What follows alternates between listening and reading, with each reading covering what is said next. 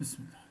Sous les caveaux de l'officiel de Saragosse, au tombé d'un soir de jadis, le vénérable Pedro Arbuez d'Espila, sixième prieur des Dominicains de Ségovie, troisième grand inquisiteur d'Espagne, suivi d'un frère rédempteur, maître tortionnaire, et précédé de deux familiers du Saint-Office, ceux-ci tenant des lanternes, descendit vers un cachot perdu. La serrure d'une porte massive grinça. L'on pénétra dans un méphitique impasse, où le jour de souffrance d'en haut laissait entrevoir, entre des anneaux scellés au mur, un chevalet noirci de sang, un réchaud, une cruche, sur une litière de fumier et maintenu par des entraves, le carcan de fer au cou, se trouvait assis hagard un homme en haillant d'un âge désormais indistinct. Ce prisonnier n'était autre que Rabbi Assel Abarbanel, juif aragonais, qui, prévenu d'usure et d'impitoyable dédain des pauvres, avait depuis plus d'une année été quotidiennement soumis à la torture. Toutefois, son aveuglement étant aussi dur que son cuir, il s'était refusé à l'abjuration. Fier d'une filiation plusieurs fois millénaire, orgueilleux de ses antiques ancêtres, car tous les juifs dignes de ce nom sont jaloux de leur sang, il descendait talmudiquement d'Othoniel, et par conséquent d'Ipsiboé, femme de ce dernier juge d'Israël, circonstance qui avait aussi soutenu son courage au plus fort des incessants supplices. Ce fut donc, les yeux en pleurs, en songeant que cette âme si ferme s'excluait du salut, que le vénérable Pedro Albuez d'Espila, s'étant approché du rabbin, frémissant, prononça les paroles suivantes. Mon fils, réjouissez-vous, voici que vos épreuves d'ici-bas vont prendre fin.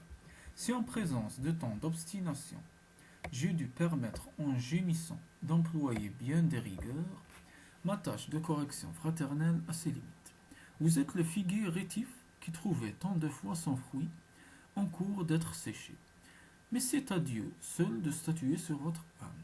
Peut-être l'infinie clémence lui ira-t-elle pour vous au suprême instant. Nous devons l'espérer. Il est des exemples, ainsi soit. Reposez donc, ce soir en paix. Vous ferez partie demain de l'auto d'Afé, c'est-à-dire que vous serez exposé au Kemadro, brasier prémonitoire de l'éternelle flamme. Il ne brûle, vous le savez, qu'à distance, mon fils. Et la mort met au moins 2 heures, souvent 3 à venir, à cause des langes mouillés et glacés dont nous avons soin de préserver le front et le cœur des holocaustes. Vous serez 43 seulement. Considérez que, placé au dernier rang, vous aurez le temps nécessaire pour invoquer Dieu, pour lui offrir ce baptême du feu qui est de l'Esprit Saint. Espérez donc en la lumière et dormez.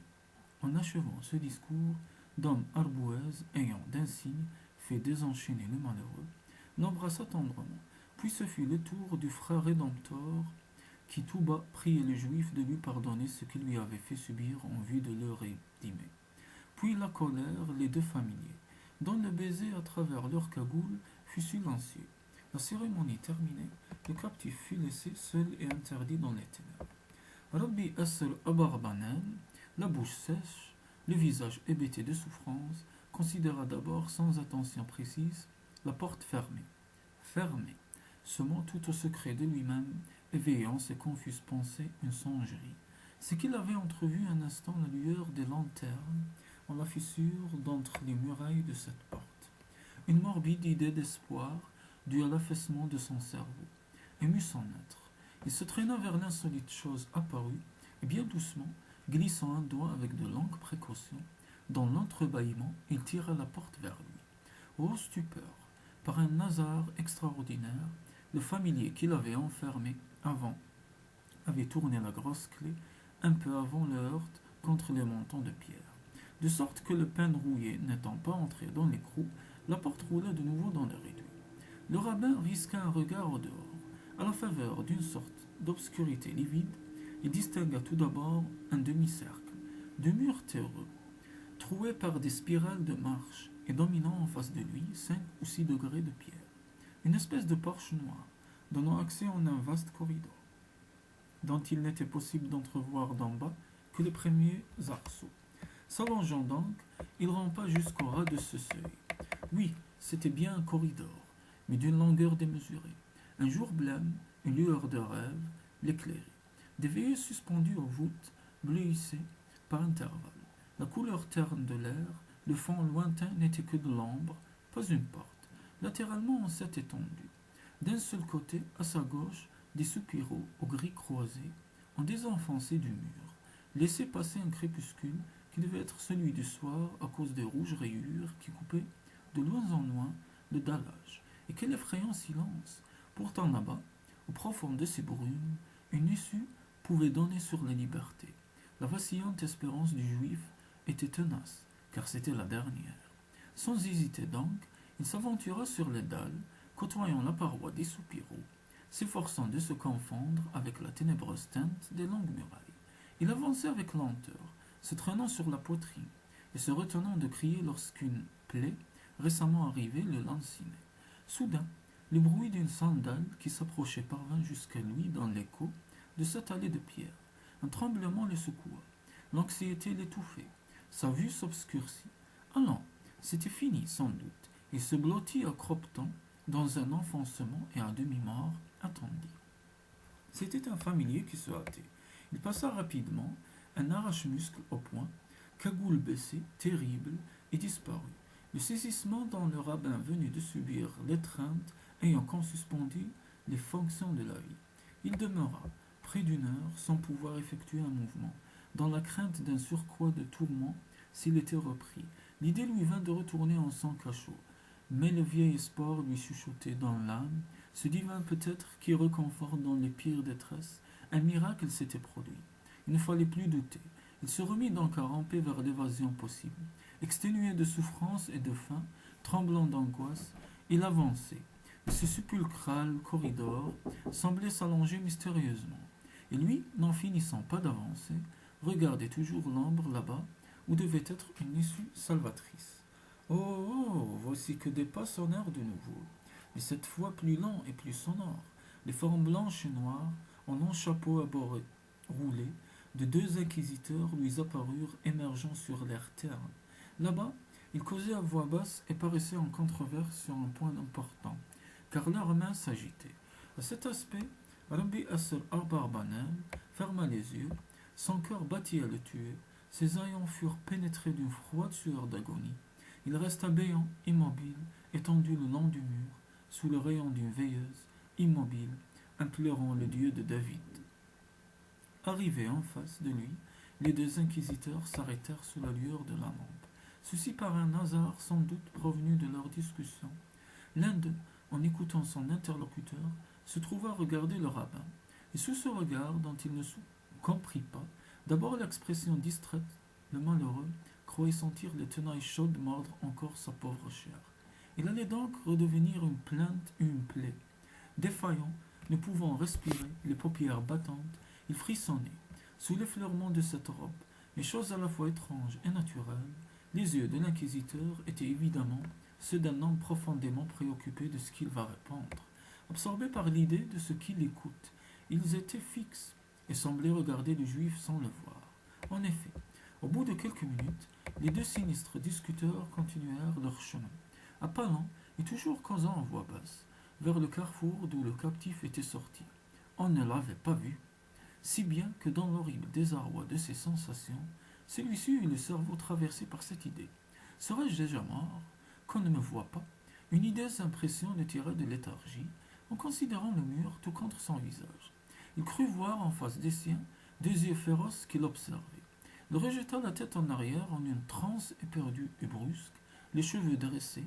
Mais non, non, sa main venait de se rendre compte, en tâtant la pierre, c'était le reflet des yeux de l'inquisiteur qu'il avait encore dans les prunelles, et qu'il avait réfracté sur deux taches de la muraille.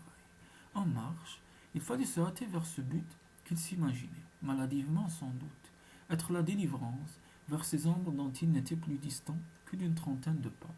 À peu près, il reprit donc, plus vite, sur les genoux, sur les mains, sur le ventre, sa voix douloureuse, et bientôt il entra dans la partie obscure de ce corridor effrayant. Tout à coup, le misérable éprouva du froid sur ses mains qu'il appuyait sur les dalles. Cela provenait d'un violent souffle d'air, glissant sous une porte à laquelle aboutissaient des deux murs. Ah Dieu, si cette porte s'ouvrait sur le dehors! Tout l'être du lamentable évadé eut comme un vertige d'espérance. Il l'examinait du haut en bas, sans pouvoir bien la distinguer à cause de l'assombrissement autour de lui. Il tâtait, point de verrou, ni de serrure. Un loquet, il se redressa. Le loquet céda sous son pouce, la silencieuse porte roula devant lui. Alléluia, murmura d'un immense soupir d'action de grâce, le rabbin maintenant debout sur le seuil, à la vue de ce qui lui apparaissait. La porte s'était ouverte sur des jardins, sous une nuit d'étoiles, sur le printemps, la liberté, la vie, cela donnait sur la campagne prochaine, se prolongeant vers les sierras dans les sinueuses lignes bleues se profilaient sur l'horizon. Là, c'était le salut. Oh, s'enfuir. Il courait toute la nuit sous ces bois de citronniers dont les parfums lui arrivaient. Une fois dans les montagnes, il serait sauvé. Il respirait le bon air sacré, le vent le ranimait. Ses poumons ressuscitaient. Il entendait, en son cœur dilaté, le viniforas de Lazare. Et pour bénir encore le Dieu qui lui accordait cette miséricorde, il étendit les bras devant lui, en levant les yeux au firmament. Ce fut une extase. Alors il crut voir l'ombre de ses bras se retourner sur lui-même. Il crut sentir que ses bras d'ombre l'entouraient, l'enlaçaient, et qu'il était pressé tendrement contre une poitrine. Une haute figure était en effet auprès de la sienne. Confiant, il abaissa le regard vers cette figure et demeura pantelant, affolé, l'œil morne, trémébant, gonflant les joues et bavant d'épouvante. Horreur! Il était dans les bras du grand inquisiteur lui-même, du vénérable Pedro Arbuez d'Espila, qu'il considérait de grosses larmes plein les yeux et d'un air de bon pasteur qui retrouve ses brebis égarées. Le sombre prêtre pressait contre son cœur avec un élan de charité si fervente le malheureux juif que les pointes du cilice monacal s'arclèrent. Sous le froc, la poitrine du dominicain, et pendant que Rabbi Asser Arbabanan, les yeux révulsés sous les paupières, râlait d'angoisse entre les bras de l'ascétique d'homme Arbuez, et comprenait confusément que toutes les phrases de la fatale soirée n'étaient qu'un supplice prévu, celui de l'espérance. Le grand inquisiteur, avec un accent de poignant reproche et le regard consterné, lui murmurait à l'oreille, d'une haleine brûlante et altérée par les jeûnes. En quoi, mon enfant, à la veille peut-être du salut, vous vouliez donc nous quitter?